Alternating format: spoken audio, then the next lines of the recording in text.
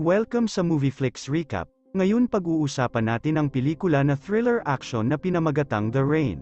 Nagsisimula ang pelikula sa isang paaralang Scandinavian. Ang mga taong gulang na si Simone ay nasa sabik sa isang pagtatanghal na inihahanda niya at ng kanyang grupo ng mga kaibigan. Nagbibiruan sila at nagtatawanan, walang kamalay-malay sa sakuna na papalapit sa kanila, biglang kay Simone. Hinayla siya ni Tatay Frederick palayo sa grupo at sinabing kailangan niyang sumama kaagad sa kanya. Si Frederick ay isang scientist na nagtatrabaho para sa isang kumpanya na tinatawag na Apollon. Iniisip niya na ang mundo ay malapit ng magwakas dahil sa isang nakakahawang pag-ulan na nagpapasakit sa mga tao. At papatayin sila sa ilang minuto, papalapit na ang madilim na ulap sa lungsod kaya pinasok niya ang kanyang pamilya.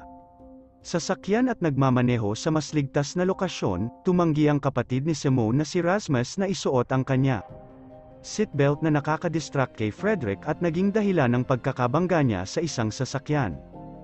Pinahinto nito ang trapiko at hinaharangan ang daan. Alam ni Frederick na wala nang maraming oras kaya sa halip na pakikipagtalo sa iba pang mga driver, inilabas niya ang kanyang pamilya at tumakbo sa kakahuyan. Napansin ng isang lalaki na nagmamadali sila at sinusundan sila. Makalipas ang ilang sandali, nakarating ang pamilya sa isang bunker na ginawa ni Apollon para sa mga emergency na tulad nito. Ilang segundo pagkatapos nilang makapasok, ang unang patak ng ulan nahuhulog sa isang dahon na sinusundan ng malakas na ulan. Ang pamilya ay nililinis ng isang automated system. Bago pumunta sa living area, ang mga bata ay natatakot at gayon din ang mga magulang. Ngunit hindi nila ito ipinapakita. Kailangang lumabas ni Frederick dahil baka may alam siyang paraan para pigilan ang pagkalat ng virus. Bago umalis, sinabihan niya si Simone na alagaan ang kanyang kapatid.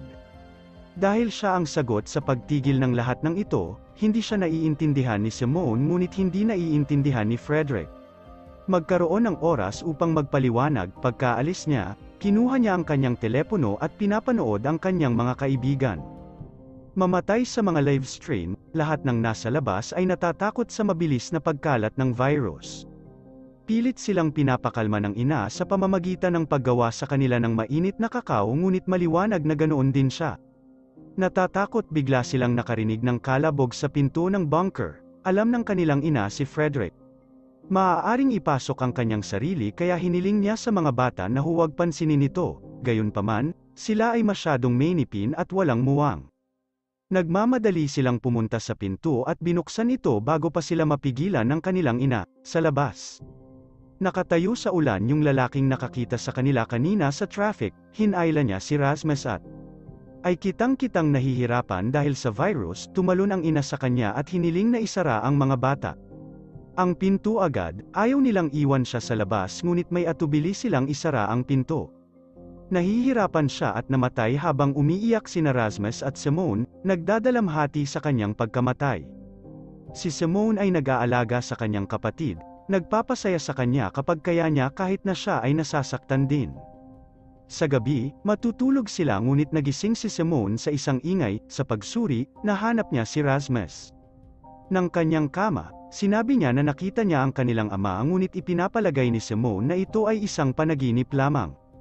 Kasunod nito, nakita nila ang control room at natuklasan na may iba pang mga bunker sa buong lungsod. Sinubukan ni Simone na makipag-ugnayan sa kanila ngunit nabigo. Nakuha rin nila ang kanilang mga kamay sa radyo at subukang makipag-usap sa isang tao sa labas. Gumagana ang plano at narating nila makipag-usap sa isang batang lalaki na nagngangalang Philip. Siya pala ay isang natatakot na binatilyo na natigil sa loob ng kanyang basement. Siya ipinahayag na ang lahat ng kanyang pamilya ay patay na at sinusubukang tulungan si Simone sa pamamagitan ng pagtawag sa kanyang ama.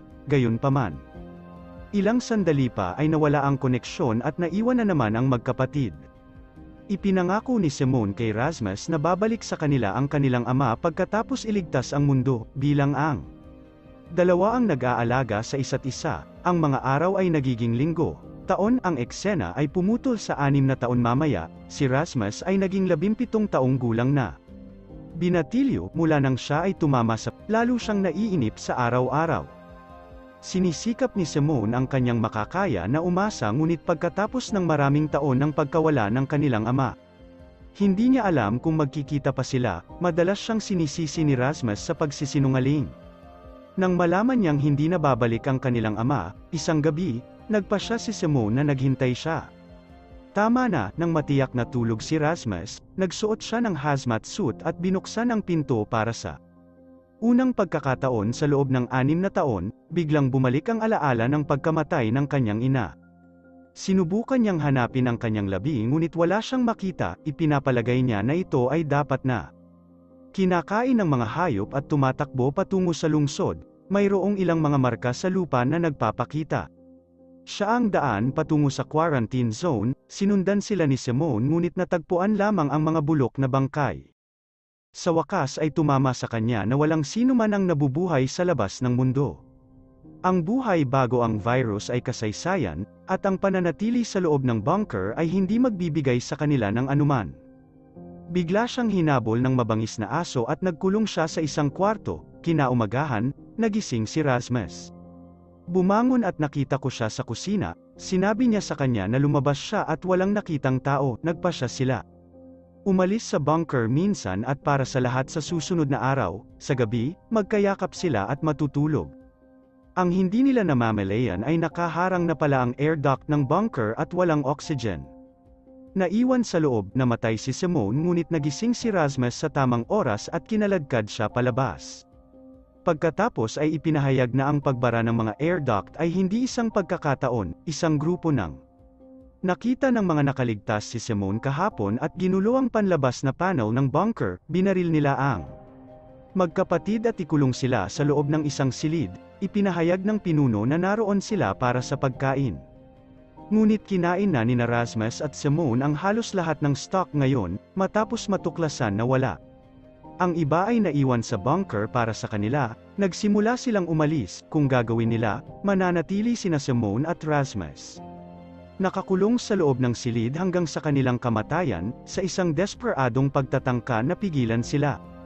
Sinabi ni Simone sa pinunong si Martin na alam niya ang lokasyon ng iba pang mga bunker. Kung saan maaaring makuha ang pagkain, kailangang isama ni Martin ang kapatid at ate sa grupo niya ngayong asset na sila, nalaman ng duo mula sa grupo na higit sa 70% ng mga tao sa mundo ay patay at ang natitira ay lumalaban para sa kanilang buhay. Sila ay pumatay at pumapatay para sa pagkain na siyang tanging anyo ng pera sa mundo ngayon. Isang flashback ang nagpapakita sa atin kung paano nakaligtas si Martin sa unang pag-ulan, siya ay nasa pangkat ng militar na dapat bantayan ang mga hangganan upang panatilihing naka-quarantine ang lungsod, isang araw pagkatapos ng ulan. Binabantayan niya ang isang tulay nang sinubukang tumawid ng isang babae kasama ang kanyang sanggol sa kanyang mga bisig, siya ay papatayin sana siya ngunit hindi niya magawa, bilang resulta, nahawahan niya ang kanyang mga kapwa-sundalo. At siya lang ang nakaligtas sa huli, pagkatapos, nakipagkamay siya sa isa pang lalaki na pinangalanan. Nagsimulang maghanap ng makakain at masisilungan si Patrick at ang dalawa.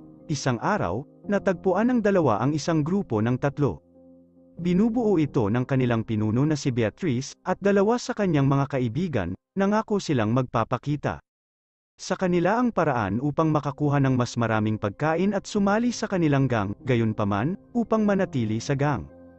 Binigyan ni Beatrice ng sexual na pabor si Martin, sa kasalukuyan, papunta na ang barkada. Sa pangalawang bunker, bagamat nangunguna si Simone, ang iba ay hindi nagtitiwala. Kanya palang nag-usap sandali sina Rasmus at Beatrice at marami silang nalaman tungkol sa isa't isa. Kahit na sa ganitong sitwasyon, masaya si Rasmus na makita ang langit at ang mga puno pagkatapos ng mahabang panahon. Bigla silang nakakita ng sasakyan sa kalsada at nagtago, lumabas sa sasakyan ang dalawang armadong lalaki. At sinabi kay Martin na sila ay hindi kilalang tao na kumikidnap sa mga nakaligtas. Bago nila mahanap ang grupo, isang batang babae na tumatakbo patungo sa kagubatan ang nakakuha ng kanilang atensyon. Nang magambala ang mga lalaki, sinubukan ng grupo na tumakas ngunit pinigilan ni Simone ang lahat. Gusto niya iligtas ang kawawang babae na nangangailangan ng kanilang tulong. Si Beatrice ay pumanig sa kanya at si Martin ay kailangang atubili.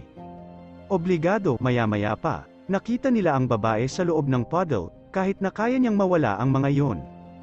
Mga lalaki, ang lusak na tubig ay kontaminado na nangangahulugan na siya ay tiyak na mamatay mula sa virus, nag-shoot si Martin.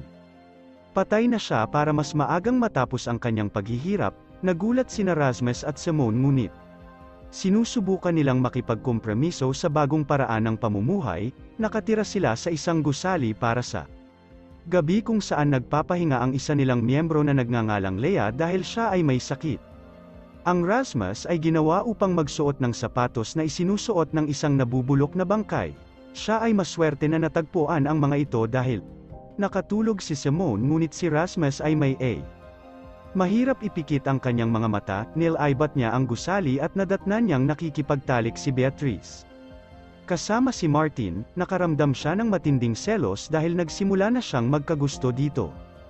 Kinabukasan, nagpatuloy sila patungo sa pangalawang bunker, sa daan, si Rasmus ay hindi sinasadya. Mga hakbang sa tubig, inilabas ni Martin ang kanyang baril para patayin siya ngunit pinigilan siya ni Simone, sa kabutihang palad. Para kay Rasmus, ang kanyang sapatos na hindi tinatabla ng tubig ang nagligtas sa kanya, kasunod ng insidente, sa wakas ay narating nila ang bunker at ito ay binuksan gamit ang mga fingerprint ni Simone. Sa loob, nakita nila ang isang kabuuan. Pantry na puno ng pagkain. Ang grupo ay hindi nakakita ng napakaraming pagkain sa loob ng maraming taon at tuwang-tuwa sila sa nakita. Sa sandaling iyon, napansin ni Simone ang isang telepono sa isa sa mga silid, dati ito ay pag-aari ng kanyang ama. Ibig sabihin ay nasa bunker na siya taon na ang nakakaraan. Nakakita siya ng video sa telepono mula sa amo ni Frederick. Humihiling sa kanya na pumunta sa punong tanggapan ng Apollon sa Sweden, sinasabi rin niya na si Frederick lang makakahanap ng lunas para sa virus. Ipinakita ni Simone ang video kay Martin na nagtatanong. Samahan niya ang magkapatid sa Sweden, gayunpaman, dahil mayroon silang seguridad at pagkain sa bunker. Tumanggi si Martin kahit na may posibilidad na makahanap sila ng lunas. Bilang resulta, sina Rasmus at umalis si Simone nang wala ang iba pang grupo. Maya-maya, nagising si Beatrice mula sa pagkakahimbing. At nalaman na umalis ang dalawa, nagpaalam siya kay Martin at umalis para hanapin sila ni Leia.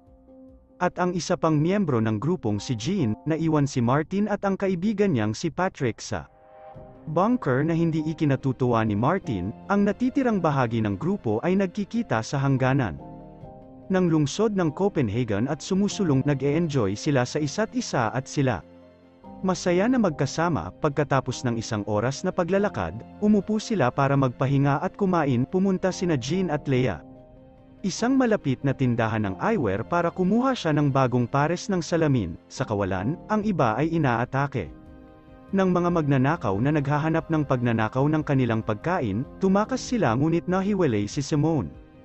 Sina Beatrice at Rasmus sa proseso, napunta siya sa isang hindi kilalang bahagi ng lungsod kung saan siya nakilala ang isang batang lalaki. Biglang bumuhos ang ulan kaya sumilong sila sa isang gusali. Nang magsimula siyang uminom ng mga random na tabletas para sa sakit ng tiyan, inalok siya ni Simone ng pagkain. Bigla silang nilapitan ng kanyang ama na nakitang nananakot si Simone. Tinitiyak niya sa kanya na siya nga hindi masamang tao at nag-aalok sa kanila ng mas nakabalot na pagkain. Kapag huminto ang ulan, ang mag-ama lumakad sa labas at natatalon sila ng isang grupo ng mga ganito.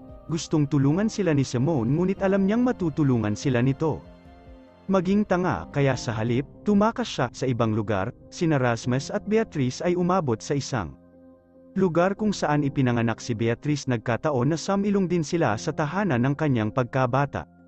Hindi siya pumunta rito mula noong unang ulan, kaya nakikita ang bangkay ng kanyang mga magulang.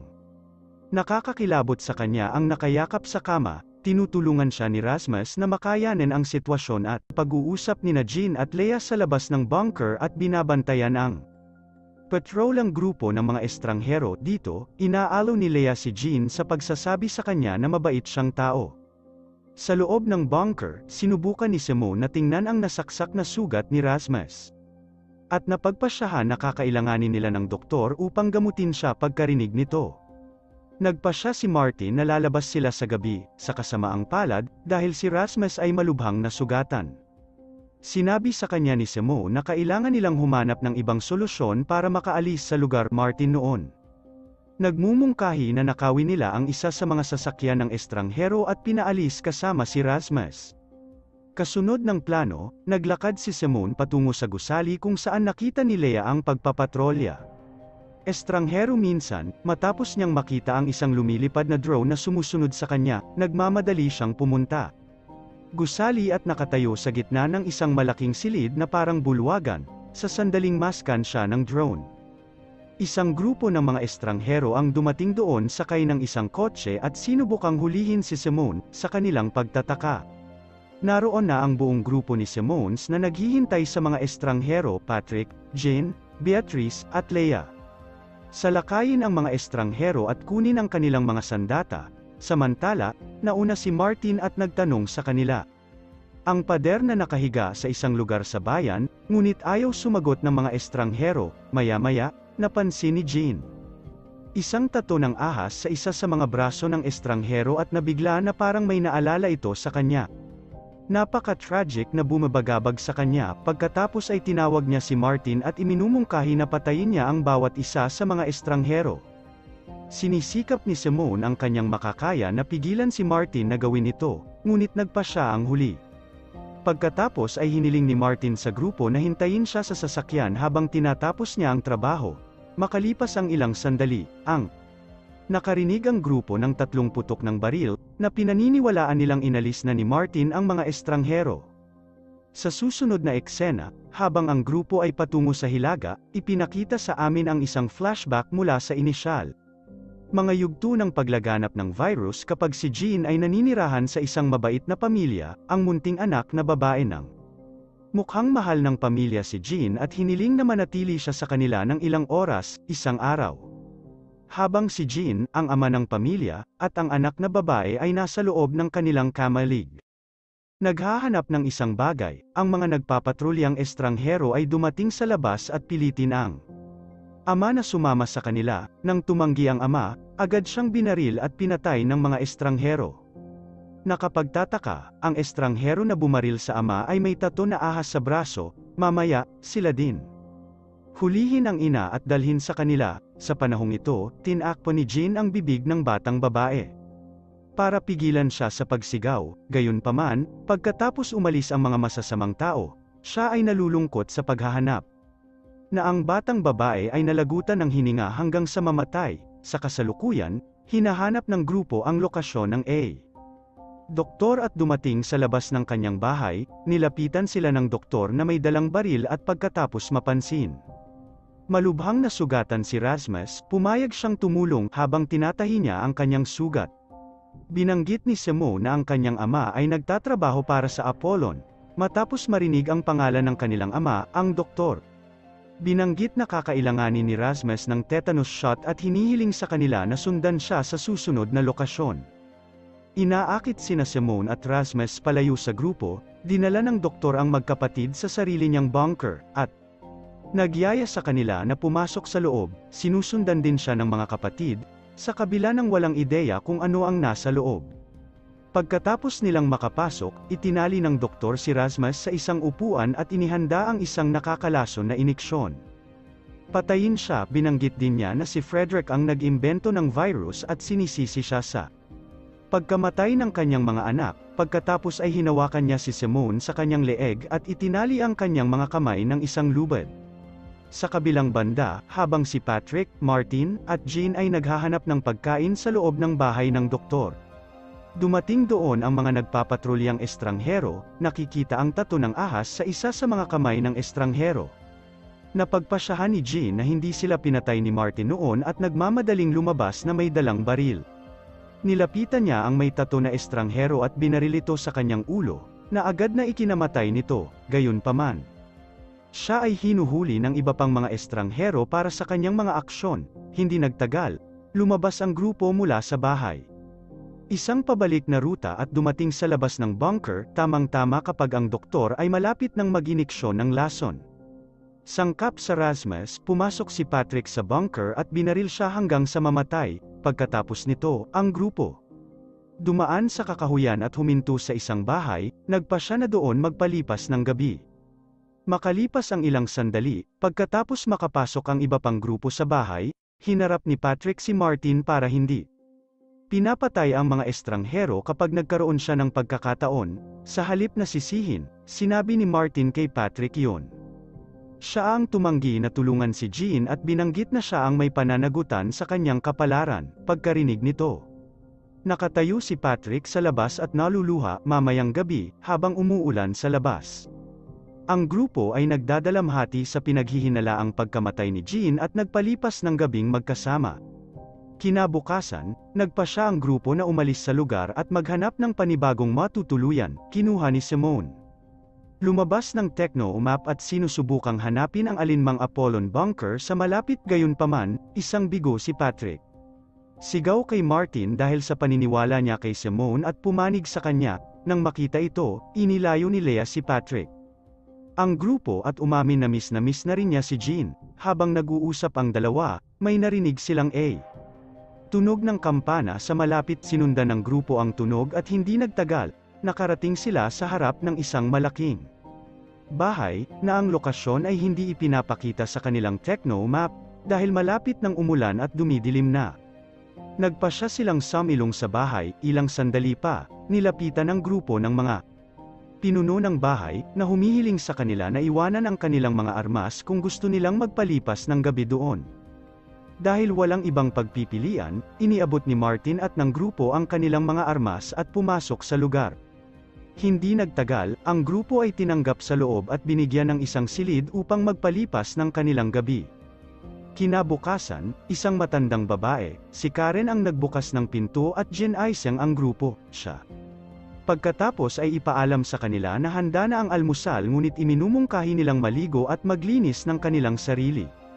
Noong una ay tumanggi ang grupo, ngunit nang maligo si Karen sa harap nila, naging sila kumbinsido at nagsimulang mag-enjoy sa shower. Pagkatapos maligo, sina Leia, Beatrice at Patrick mag-almusal, habang dinadala ni Simone si Rasmus sa isang doktor upang suriin ang kanyang sugat. Kapag ang doktor naglalabas ng iniksyon, katulad ng napansin nila sa nakaraang doktor, iminumungkahi ni Simone.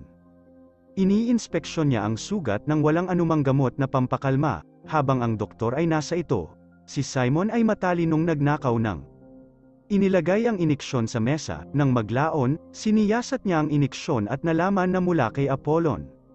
Samantala, makikitang ninanamnam ni Leia ang tanawin mula sa balkonahe nang lapitan siya ni Karen. Nakipag-usap si Karen kay Leia at sinabi sa kanya na naaalala niya ang kanyang anak. Pagkatapos noon, ipinakita sa amin ang isang flashback kung saan lalabas si Leia para sa isang get-together party kasama ang kanyang mga kaibigan. Laban sa desisyon ng kanyang ina, sa party, ang kanyang kaibigan ay naghalo ng ilang pampakalma sa kanyang inumin. Ginagawa siyang kakaiba. Di nagtagal, ni-record ng mga lalaki ang kanyang video at dinala siya sa isang kwarto para pagsamantalahan siya. Kondisyon, matapos magising si Leia mula sa hangover, nakita niya ang kanyang sarili na nakahubad sa video ng kanyang sarili. Kumikilos ng ligaw sa kanyang telepono, tinawag niya ang kanyang ina at hiniling sa kanya na pumunta at kunin siya. Ngunit binanggit ng huli na nakita niya kasama ng lahat ang kanyang video. Pagkarinig nito, nagulat si Leia at nagsimulang magpanik. Nang walang natitira pang alternatibo, bumalik siya sa pagdarasal at biglang umulan at lahat ng mga kaibigan niya sa labas ay isa-isang naghihingalo. Noon lang, tinawag siya ng kanyang ina at ipinaalam na papunta na siya para sunduin siya. Pinipigilan ni Leia ang lahat. Ang kanyang ina mula sa pag-alis ng bahay, ngunit ang huli ay hindi nakinig at namatay sa ulan. Sa susunod na eksena, lahat ng residente ng bahay ay nagtitipon sa isang lugar upang ipagdiwang ang kanilang buwanan. Seremonya, habang nasasarapan ang lahat sa masarap na pagkain, makikita si Martin na nag-iinspeksyon sa bawat sulok ng bahay at sa kanyang pagtataka, nakita niya ang isang bangkay na nakasabit sa loob ng refrigerator. Dito, nabunyag na buwan-buwan, isa sa mga residente ang nagsasakripisyo ng sarili para sa iba at kinakain ng iba pang mga tao. Sa pagkakataong ito, kumuha si Leia ng bulaklak sa loob ng isang sobra at siya ang napiling isasakripisyo. Gayunpaman, pinili ni Karen na isakripisyo sa halip. Binabanggit na wala siyang layunin sa buhay. Hindi nagtagal, pinayagang umalis si Martin at ang kanyang grupo sa bahay, kasama ang kanilang mga armas at gamit, samantala, ang empleyado ng Apollon, na nananatili sa bahay, ay sapilitang lumabas matapos sabihin ng pinuno na hindi niya makakalimutan ang kanyang nakaraan. Sa ibang lugar, habang si Martin at ang kanyang mga tauhan ay papunta sa kagubatan sa gabi, ang empleyado ng Apollon. Nilapitan sila at ipinaalam na si Apollon ang may pananagutan sa pagkawasak ng mundo. Pagkatapos ay tinurak niya ang sarili ng kakaibang virus at nagsimulang magpumiglas. Nakikita ito, pinapatay siya habang kinukolekta ni Simone ang serum pagkatapos magpalipas ng gabi sa isang abandonadong cabin. Naglalakad sina Patrick at Martin sa kakahuyan at pinag-uusapan ang kanilang karanasan sa kanilang pag-uusap. Binanggit ni Martin na hindi sila magkaibigan at gusto niyang pumunta sa kabilang panig. Nang nang marinig ito, nagalit si Patrick. Maya-maya, bumalik ang dalawa sa cabin at nag-usap. Kanilang paglalakbay sa susunod na bunker, sa kanilang pagtataka, nang hilingin ni Martin sa lahat na maging handa sa pag-alis. Ipinahayag ni Rasmus na hindi siya makagalaw at hindi makasama sa kanila sa paghahanap ng pagkain. Kasunod nito, nagsimulang talakayin ng grupo ang isang potensyal na kandidato na mag-aalaga kay Rasmus. Ngunit siya mismo ang pumili kay Beatrice. Lahat ng tao sa grupo, kasama na si Beatrice, ay sumasang-ayon dito. Pagkaalis ng grupo, isiniwalat ni Rasmus kay Beatrice na nagsinungaling siya tungkol sa paglala ng kanyang sugat. Pagkatapos ay ipinakita niya sa kanya ang sugat, at lumabas na ito ay gumaling. Pagkatapos ay binanggit niya yon. Nagsinungaling siya para makasama siya ng ilang oras. Nagulat si Beatrice sa narinig niya. Ngunit sa lalong madaling panahon siya ay nagsimulang makipaglaro kay Rasmus at ang dalawa ay nagtatapos sa pagkakaroon ng magandang oras. Sa kabilang banda, dumating si Martin at ang grupo sa isang bunker at pagpasok nila sa loob. Nakahanap sila ng maraming pagkain. Matapos tingnan ang lugar, may napansin si Simone. Mga guhit sa mesa at ipinapalagay na ang isang pamilyang may mga anak ay nananatili sa bunker. Pagkatapos ay iminumungkahi niya kay Patrick na huwag sayangin ang pagkain at iwanan ito para sa pamilya. Makalipas ang ilang sandali, nakahanap si Patrick ng iPad na naglalaman ng mga video ni Apollon na gumagawa ng mga eksperimento sa mga taong may virus. At pagpatay sa kanila, nakita rin ni Simone ang video at nalungkot siya matapos mahanap ang kanyang ama. Kasangkot sa eksperimento at hindi nag-iiwan kahit isang 8 taong gulang na bata para sa kapakanan ng eksperimento. Habang papaalis na ang grupo, biglang umulan kaya napilitan silang manatili sa loob.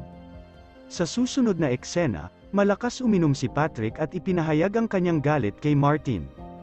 Hindi siya tinategorya bilang isang kaibigan. Ang eksena ay nag-flash pabalik sa nakaraan. Nang si Patrick ay nasa loob ng kanyang sasakyan, matapos siyang itakwil ng kanyang ama, nagpatugtog siya ng malakas na musika at natutulog. Sa loob ng sasakyan habang umuulan sa labas, matapos huminto ang ulan, lumabas si Patrick para kumuha. May sariwang hangin ngunit nabigla pagkatapos masaksihan ang maraming tao na namatay. Sa kasalukuyan, lumalapit si Patrick kay Simone at sinabi sa kanya na siya ay nag-iisa. Sinusubukan siyang gawin ni Simone. Intindihin na kasama niya ang buong barkada pero hindi sumunod ang isang lasing na si Patrick at naglakad patungo sa ulan. Nag-aalala, humakbang pasulong si Simone at kahit papaano ay napigilan siya ngunit sa sandaling iyon. Sinusubukan niya itong halikan. Nang tanggihan ni Simone ang halik, nagalit si Patrick at itinulak siya sa ulan. Pagkatapos ay tinawag niya si Martin, hinihiling sa kanya na dalhin ang kanyang rifle. Hindi nagtagal, dumating sina Leia at Martin. Doon at nang barilin na ni Martin si Simone, nakialam si Leia at pinatigil siya. Leia naman naglalakad patungo kay Simone sa ulan, hinihiling kay Martin na ibaba ang kanyang baril. Nang mapansin ni Martin na hindi naapektuhan ng ulan ang mga babae, ibinaba niya ang kanyang baril at naglakad ang 2 babae sa loob ng bunker. Pagbalik sa cabin, lumapit sina Beatrice at Rasmus sa isa't isa at nagsimulang sumayaw. Habang nandoon sila, tumutulo ang bubong ng cabin, at bumagsak ang isang patak ng tubig ulan sa mukha ni Beatrice. Nang mapansin ito, natarante si Beatrice at nagsimulang umiyak. Itinulak si Rasmus palayo sa kanya. Rasmus, sa kabilang banda. Kamay, lumapit kay Beatrice at hinalikan siya. Tinitiyak na kung siya ay nahawaan, pagkatapos ay gagawin nila Mamatay na magkasama, kasunod nito. Samantala, matapos malaman na itinulak ni Patrick si Simone sa ulan at sinubukan siyang patayin. Pinilit siyang palabasan ni Martin sa cabin at hiniling sa kanya na mabuhay ng mag-isa, sa ibang lugar. Binuksan ni Rasmus ang kanyang mga mata at hiniling na magising si Beatrice, sa kasamaang palad, nang bumaling siya kay Beatrice, nakita niya itong namumutla at hindi humihinga, pansamantala. Dumating doon si Patrick ngunit pagkatapos makita dala-dala ni Rasmus ang bangkay ni Beatrice, tumakbo siya palayo. Sa pag-aakalang nahawaan din si Rasmus, sa wakas, si Patrick ay napadpad at nahulog, at pagkatapos na siya ay nakuha ng mga estranghero.